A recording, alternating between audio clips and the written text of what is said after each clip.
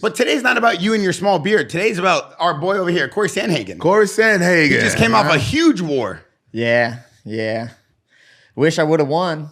Hey, it's still an amazing fight. If I would have won, but yeah. Let's talk about that for a second. All the right. whole world was excited to watch you. I felt like Umar and you put on a battle because I don't feel like a lot of people can control him the way you controlled him, stuff him. You know, I feel like the wrestling, the way you were able to put things together. Can you kind of like walk me through the fight, how you prepped for it? Yeah, sure. I mean, I grappled a ton. I was wrestling a lot. I just the normal shit, man. Like I really thought that I would have a little bit more of an edge in the striking, but should have done a little bit more striking and a little bit less wrestling, because the wrestling I kind of overestimated him big time on that. You know, like everyone talks about how strong the Dagestani guys are and stuff, and I had a little bit of that swirling around in my head, so I overdid that, I think, a little bit, but I was happy. I got to learn a lot through camp and wrestle good and learn how to do all that. But yeah, man, just made some mistakes that I just got to fix, and that's just how it goes, you know. What was the fight?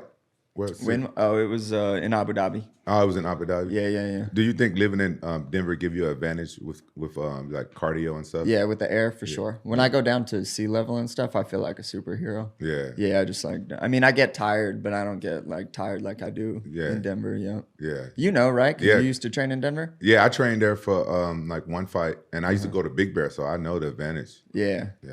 The what? So when you go, because I've never felt like going into altitude and feeling like my lungs are messed up. What's that feel like? Oh man, like for the first like 2 weeks, you can feel it walking upstairs. So were you born and raised there? Yeah, born and raised. Oh wow, yeah. I feel like that you have a big advantage. You never get tired in your fights, huh? Like, I mean, yeah, not like exhausted, not like, oh shit, like I can't do another round. Not that tired. Yeah. So you felt like you just you overcompensated for the wrestling. You wrestled a little bit more than you did your stand up. Yeah, I think so. And also, man, I had this like to be honest, I had this weird pressure going on in me a little bit too, because the Font fight I got a lot of heat for from the fans and, you know, just people, just because I tore my tricep in that fight and had to fight the fight the way that I did. So I was coming off of a win, but it was still like a really not the best win in the world. So I knew with a guy like Umar, who was going to try to grapple me a lot, I kind of felt like the exciting portion of the thing was going to be on me. Like if I was going to keep this thing exciting, it was going to mean that I had to be a really good wrestler. I had to not be caught on my back and just have him lay on me for the entire fight.